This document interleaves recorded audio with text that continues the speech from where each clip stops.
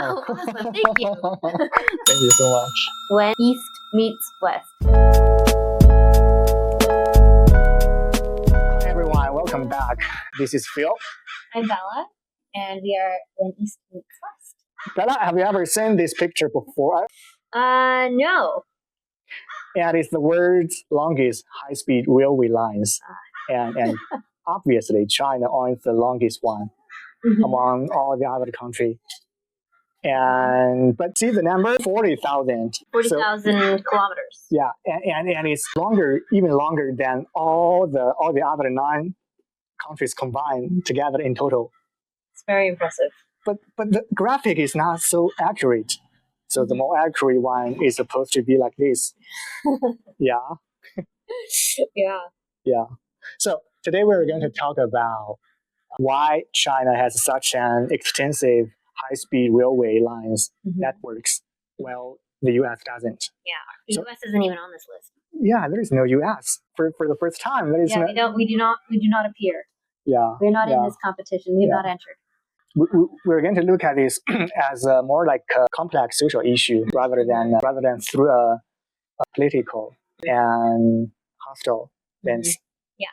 So China China and America has fundamentally different in terms of government system and population distribution and economy. Even our history and culture shapes the transportation system in our own unique way. So first we're going to talk about the government system. So the funny thing, I was told, so if let's say hypothetically, if I bought a house here and I just go dig into my house, go dig into my house, go dig into my backyard, and I found, what if I find oil and gold mineral? Does it belong to me or does it belong to the states in the U.S.? What did you hear? It belongs to me. Yeah, it should. Yeah, it should. Yeah, in most cases. In most cases, you have to have the mineral rights as a private requisite. Like one of the things we talk about is like water rights. Not every land comes with water rights. So like you might not be able to dig a well. Okay. You actually have to, when you buy property, the water rights are separate. You just don't know how determined I am. I can dig. You can do it, but it might be illegal. Yeah, okay. Because it's, I'm not really 100% sure. I think if you like incidentally find those types of things on your property, then they probably belong to you. But if it might be in a zone where those rights are sold separately, it might not belong to you. So it kind of just depends. Yeah. But I think like if you like incidentally just dug into the ground and like, oh, gold, I think it's probably yours. Yeah. The time has passed. I think that's probably how it is. But for water, water is more heavily regulated because you can dig into the water table, but the water table is shared by everyone in the whole region.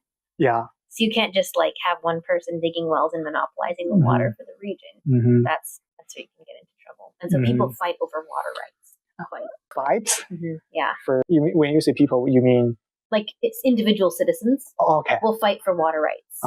They'll go and like sue in a court of law for water rights. Like I should have water rights, or sometimes people will buy property thinking they have water rights, but they don't have water rights. And it can cause lots of issues. But I get your point. Yeah. But generally, you're right. You're correct. Yeah. So in contrast, China, everything you find in China in your own property belongs to the states. Really? Because China is more like state-owned. Everything, according to the Constitution of People's Republic of China, so every mineral you find, every mineral belongs to the states, the China. So like there is no personal thing. So according to that, in that way, it just make it more easier for Chinese government to build a railway, because once they combined all the companies and construction companies, all the construction companies have to come together to build the high speed railway. Did you know that? And then they can just draw a line and say like, this land is now for the railway. What do you mean? So, like, say they wanted to build a railroad from like LA to San Francisco. Yeah. They could just be like, all the land that we need is now just ours. We can just use it. Yeah, that's the reason why. Yeah. Yeah. America, like, how do you combine these federal states together? Like, yeah, it's much more difficult. That's actually one of the reasons why we haven't built high-speed rails, because it would be, there is actually a clause that allows the government to take over land from citizens if the government needs it for something like a road. Like a road. Yeah, something like a road or a railroad, you could say as well. But the government has to pay for the land a fair price, right? So if your house is in the way of a road the government wants to build, they would have to go. They could go to you and say, like, we need your land. Okay, this actually happened in Riverside. Yeah. Okay. Not for a road, for a public park. Okay. There was this large piece of land that had been just left, like it had been owned by a person, but they hadn't done anything with it for like 50 years. And so the city came and they were like, we want to put a public park here. So we want to buy your land from you. And you actually don't get to say no. We're telling you that we're buying your land, whether you like it or not. You have no right to say no. You do not have a right to say no. And so what's good for pay? Yeah. So it's for the good of the community. Yeah. And so and there's like rules that surround this that I'm not familiar with. There's rules that surround this that I'm not familiar with, but I think it has something to do with the fact that the land had been unused and vacant for so long that allowed the government to say that. They fought it in court for like 10 years. They were like, no, you can't take our land. We want it to be vacant. We want it to be unused. And it's nothing. And it's still not finished yet? No, they eventually lost. And it is now a public park. The person whose land it was, they eventually lost the lawsuits and they lost their appeal. And the government took it and they made it into a public park. So there is a way that the U.S. government can take citizens' land, but they have to pay a market value. It's prohibitively expensive, especially in highly populated areas. Yeah, like so here. Like paying a fair price for a house in LA, and then the next house, and the next house, and the next house, and the next house. That's like prohibitive. Like you can't do it. It's not economically feasible for them to like actually buy the land to do it. Yeah. And they are trying to build a railway from here to San Francisco. Or I was heard from LA. Yeah. Oh yeah, and also from here to what is that? Yeah, Vegas. Yeah. That's the one. Which is uninhabited territory. It's just like desert. No one lives there. No one wants to live there. It's like the in-between space. And now we have our friendly interruption. Yeah, periodically, every time. Yeah. Hopefully, it won't stop here. Yeah, just pass by. Just continuing on. I think we can continue on until he's out of earshot. Bringing the joy to the world. Joy to the world. Thankfully, there weren't people milling around here. So, folks. And so Vegas. Yeah, LA to Vegas. Yeah. That is a well-traveled road for sure. Yeah. So. And I think it's almost possible for American government and a system like American government to ask the independent federal states to work together or to collaborate together to build up something. It's not possible, but it's hard because you know that in China there was a time in pandemic, in the first beginning of the pandemic, you heard about that. We just built up a hospital within a week or a couple of days. Yeah, I mean regulations would not allow that here. Yeah, we have crazy amount of regulations. If you want to build anything, it takes you like a year or two to like just get the paperwork done. Yeah.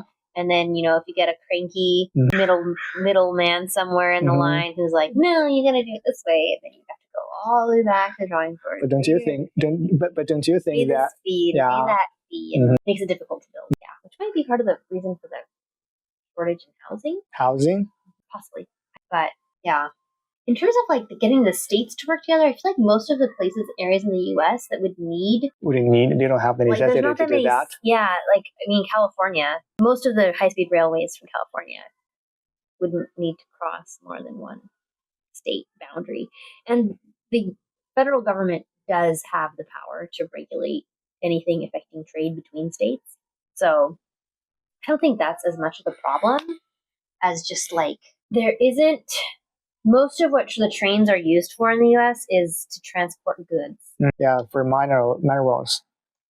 Just goods, any goods. Any goods. Most of what the railway system in like that goes anywhere in the U.S. Like whenever you see train track, it's usually a freight train. Yeah. Freight trains that you're seeing on those tracks, and that's what they were built for back in the 1800s when they were built. They were built as freight trains for freight trains, and we had the Transcontinental Railroad, which was like wow, a train that spans from sea to shining sea. That is quite an amazing accomplishment. Yeah, and difficult to do. I think they started on both sides and like built towards each other, and then they realized at some point that they were just gonna pass each other and then they were like had to like fight like who's moving their line. But and then most like they weren't really used the train companies because it's not government owned. It's private companies, and there's these different companies that are competing with each other for these tracks. And so, like, this company owns this stretch of track. You have to, like, bargain with them and use their stretch of track. And this other company owns this stretch of track, And so it's like, and most of their money they make on freight. They don't make money on passengers. They never made money on passengers. Yeah, it's not a profitable thing. It's not a profitable, like, transporting people is not as profitable as transporting goods. And so the train system was not set up to transport people ever. That's another reason, because it's not a profitable since that like most American own more than 3 or 2 cars. At least one. Yeah, at least one. At least one. So if train was built and they just charge them for, let's say that from Vegas from LA to Vegas, they charge them for $20, not 20. $100, they will just go away and I can drive my car, own car. Yeah. And how do you get to the train station? Yeah. You gotta drive there. Yeah. What about my car? Yeah, I pay for the parking. Pay for the parking. Yeah. It's like $15, $20 a day. 15 if it's super cheap. Yeah. It's more like $20 or $30 a day just to park your car, to pay, $60 to ride the train. And so it's like it's not good business. It's not worth it. Yeah. So it's not economically worth it for the passenger either to ride the train.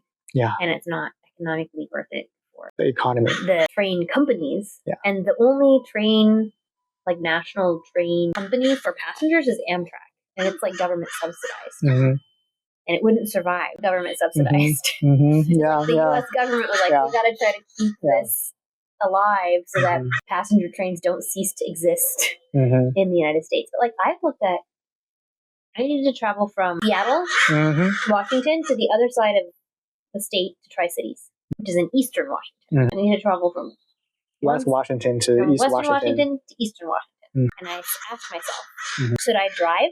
Or should I fly? Should I take the train? Or should I take the train? Yeah. And I thought, it seems to me in my brain that trains should be cheaper than planes. Yeah, but it's not. But it's not. It's like the same price. Same price? It's the same price.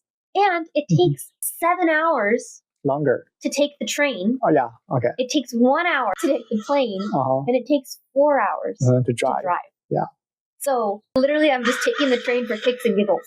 Like, just to be like, this is fun to ride a train. Yeah. How unique. For the experience. What an experience. Yeah. To ride the train. Yeah. I can see the landscape. That's actually the reason people take trains. Yeah. For once and for only once. It's like one time in your lifetime, you take the train to see the landscape and not have to drive. Yeah. But the reality is it takes longer. It's more expensive. Yeah. And because it takes longer, not only do you have to like spend the money on the ticket, then you also have to, buy food and like. Yeah. How to waste your time? Yeah. Like, what are you going to do for 7 hours on a train? Yeah. Like you got to eat at least once. Yeah. While you're on the train. There's no meal provided in the train? There might be. It probably isn't very good. Okay. Because I think some routes offer food. Yeah. But you're more likely just going to be like stopping at some train station in the middle of your journey. Not in the station, but in the train. Yeah, I think some offer food. But I think like what you're more likely going to have to do is like, there'll be like some stop in the middle of your journey. You can like run in. There'll be like a little deli nearby. You can like quickly grab something and then get back on the train. To the train in order to it's like, catch up. Yeah. Well, like maybe you can pack a lunch. American won't do that. That is a suffering for them. Yeah. I can imagine that. I would probably do for only once. But, Yeah. So I have taken the train from LAX to San Bernardino. And that's actually not too inconvenient. It's like $20, I think, $15, $20, which is like about what you would pay in gas to go from LAX to and from. So like if you have someone to pick you up from LAX, they'd probably be spending $20 in gas to go and pick you up. But if you're just like, if you're alone, if you're not traveling with a group of people, then it could be worth it to take the train. And I've done that before. But if you're with 4 people, if you're a family, 4 people, that's 2, 4, 6, 8, $80. Yeah. To take the train from LA to San Bernardino versus $20 to drive. Yeah. And you carpool. Yeah. Yeah, you carpool. So, yeah. That's Exactly. So it's kind of like, why? Why would you do that? Yeah. That just makes no sense. So most of the trains that are used here are just like within cities. Like every major city has its own like internal like, subway system. LA has one. It's terrible, but they have one. Seattle has one. Portland has one. Portland is pretty bad. Seattle's is okay. Chicago, New York, Boston, they all have their little train systems. They all have different names. I think New York is a subway. Boston is the T. And then there's a metro. They have like different names. I don't know. But to go between big cities doesn't really exist. Yeah, that is another reason. Our second perspective, because it's a population distribution difference. Like in China, we own 1.4 billion people. It's almost 5 times larger than American population. Almost. Yeah, you just cannot imagine how many people are there, and so density is. Yeah, density is. What the comparison in land mass is? What does that mean? Like, how much land are those people living on versus the amount of land that we have in the U.S.? I don't have the data. I don't know that. I'm gonna look it up. Yeah, I'm curious. Yeah. China has 3.7 million square miles, and continental. So that's not including like Alaska and Hawaii. Has 3.5 million square miles. Yeah. So China's bigger, but a little bit. But not like way bigger. Not like 5 times bigger. Yeah. So yeah, that would make a difference in population density for sure. That's the So China's a couple hundred square thousand miles larger. Yeah. But they have 5 times 4 more times. 4 times more people. Yeah, 4 times more people. How do you how do you distribute these 4 times, which is and just like America, not all of China is like evenly distributed. That people gather to like particular areas. Right? Yeah, that's the reason we distribute these 1 more billion people into not only into the big city like Beijing, Shanghai, Shenzhen, but also in small cities. So like we have so building or making a transportation or high-speed railway transportation is a practical and effective way for people who live in China to move from short to medium distance. Because in the US, population distribution is more like West Coast and East Coast, and then there's in the middle, there's nothing. There's nothing. So how do you build a transportation system connecting those? Yeah, really, what we need in the US, we don't need. It's a super long distance. We don't need. No one would ever use a transcontinental railroad, high speed that way. What we really want and need is connecting north and south on each coast. North and south. Yeah. So like a high speed railway connecting like DC to New York. From Washington DC to New York. Yeah, or like DC to New York to Boston. Philadelphia, Chicago, like those. That would be nice. Yeah. Like a high speed rail, because it takes to drive from LA to San Francisco. It takes 7 hours. Yeah. I think it's like about an hour and a half flight from LA to San Fran. and it's be nice. People are driving expensive car to show off. I know. Yeah, to how to say, to illustrate how empty their heart is. There is nothing in their heart, so they can only show off by the outside thing, and they just don't care how loud or noise their. Yeah, I mean, I think it would be convenient. And For most what? Americans to have a high-speed rail from here to San Francisco. Yeah, I thought it's from east to west. That would be no, we don't want that. Yeah. No, it would take too long. Yeah. Like you could probably build one, but like why? Yeah, why would you build something that is unworthy? It's 6 hours to fly. Yeah. That's a long distance. Yeah. You know, so you could make it short, and it takes like a week to drive that. So a week. Yeah. Google Map tells me it probably 2 days. Well, to drive from here to New Mexico, it takes 12 hours. So if you just drove and never slept. Yeah. That's what Google Map tells me. It's like 20 or probably like 30 hours. 30, 35 hours, something like that. Yeah. But no one's going to do that. Yeah, you have to rest. Stop. You have to rest. I think the fastest I've heard anyone driving across the country is like 3 days. 3 days. Yeah. The fastest one. Yeah, that I've heard of. Oh, yeah. I'm sure there's someone who's done it straight and like. So when you say across the country, you mean from west to east, or from east to west? Yeah. Yeah, that's the definition of across the country. Yeah, that's across the country. Like across the country from like Florida. You have to at least make a Florida circle to LA. Okay. Or from like Boston. So in Americans' mind, there's like when you refer to across, like you just make a line from east to west. It has nothing to do with the middle or north or west. Yeah. No. Yeah. Okay. Forgotten areas. Yeah. I mean, people, what is St. Louis, I guess? Pretty big city. Texas. In Texas. Texas has like multiple large cities.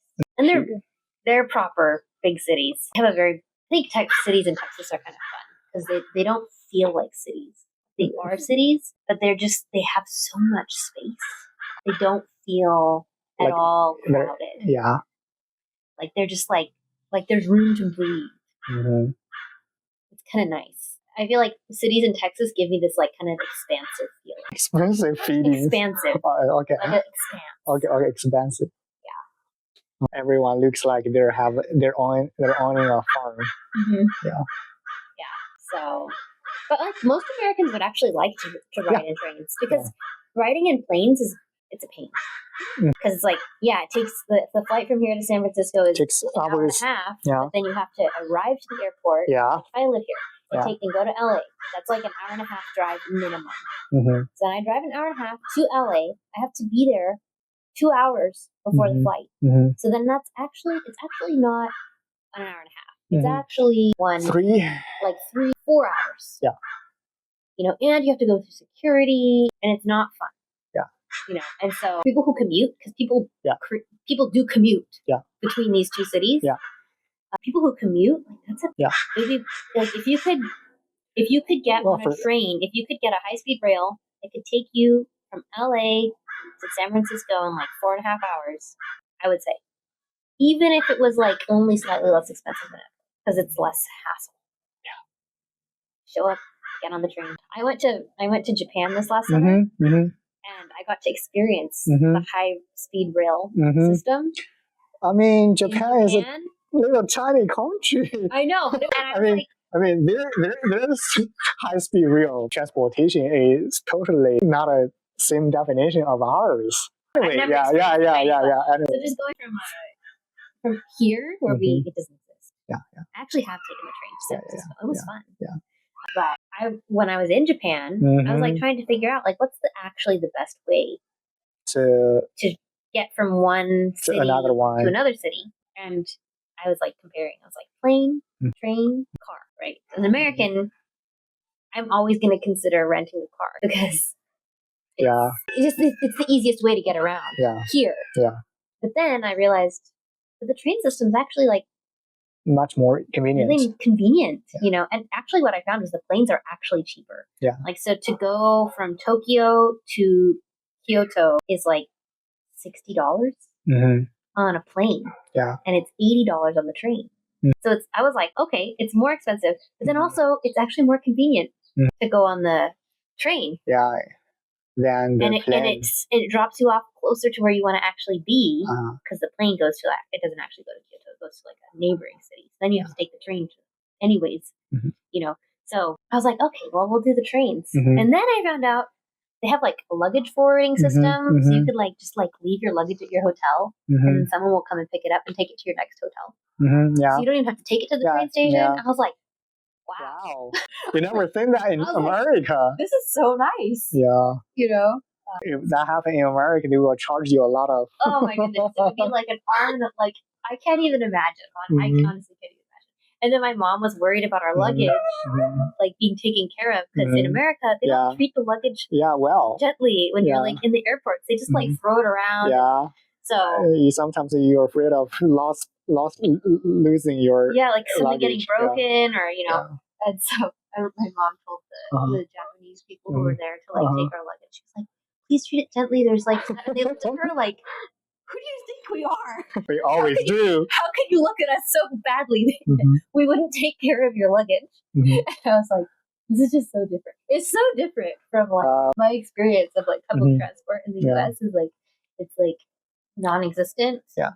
Pretty much just non-existent. Yeah. But over there, it was just like new experience. And like everyone was using it. It's like the trains were full, and like it mattered that you were in the seat that you were supposed to be in, and all this kind of stuff. Because like here, when I'm on trains, it's empty. They're empty. Yeah, like no one's on them. Yeah, especially on the West Coast. East Coast is a little different because the East Coast, the cities are closer together. There's more city centers. Here, like you have like giant LA, and then San Francisco, and then like everything around it is like empty. There's nothing in between. But there's the reverse one, because in both in Asian countries, especially in China, public transportation is so built up so good in a way that it is so practical. But too practical to like it's too crowded. Sometimes even there's too many people on sometimes you just can't squeeze into the line. It is hard. Overcrowded. Yeah. We didn't usually use them during rush hour, so we didn't. Yeah, you're not there for work.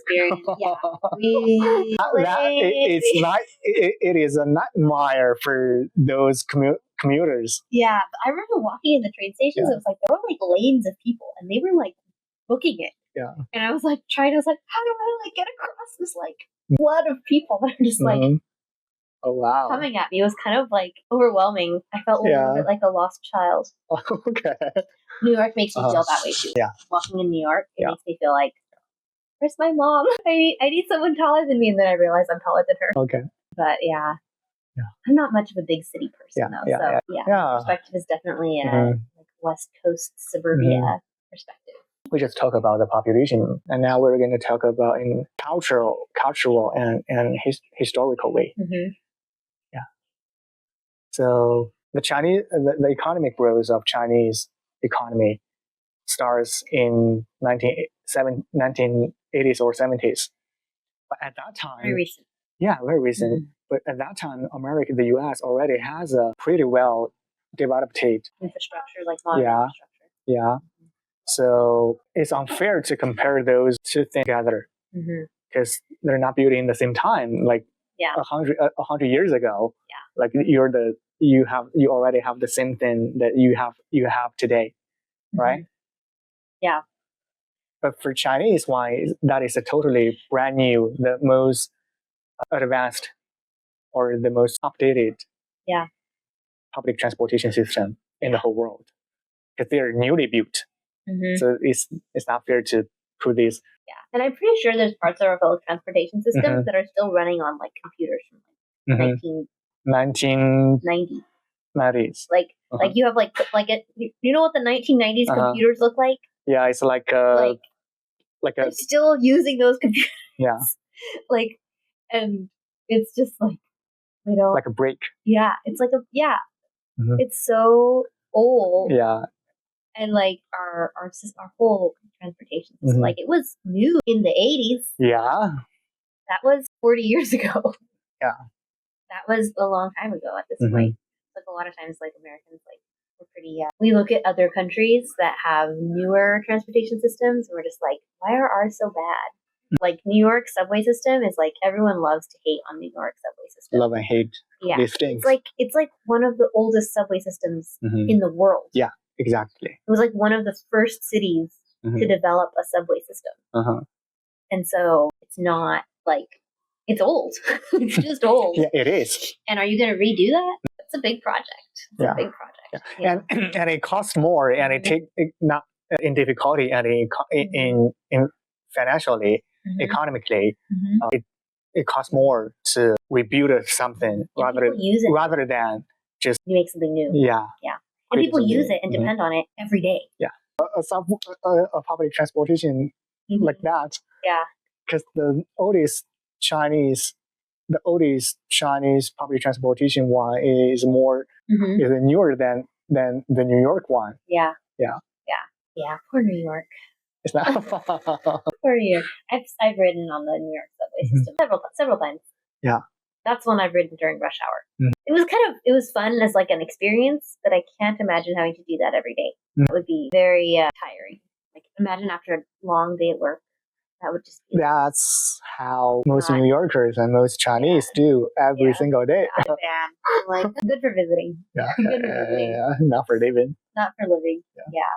I could live in New York for maybe a year and then I'd be done. Like I gotta get out of here. Yeah.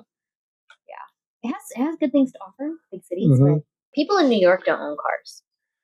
It's hard for them to park, and it's expensive for them to own a car because everything is super expensive here. Yeah. New York is a pretty crazy city. Overwhelming city. To me. Giant cities. Yeah. It's like too many people. Too many things. Too many tall buildings. Too many. I feel claustrophobic. It's exciting though. Yeah, it is. It's an exciting city. Yeah. So basically, we've talked about some reasons behind why China and America differs on this train topic. So there is no better one. It's only about who fits whom the best. Yeah. So. And I am personally rooting for us to have a better high-speed rail. Yeah. I want to see one. Yeah, you wish. I wish for one. I don't know if it'll happen. Probably in years. Maybe someone can come along to figure out how to make it profitable. Yeah. So that's the key, right? That's the key. So there is a term called socially what? It's called East meets West. When East meets West. I'll follow you. Awesome. Thank you. Thank you so much. When East meets West. Thanks for watching and tuning into When East Meets West. Be sure to subscribe and stay with us for more insights into Eastern and Western perspectives. See you next time.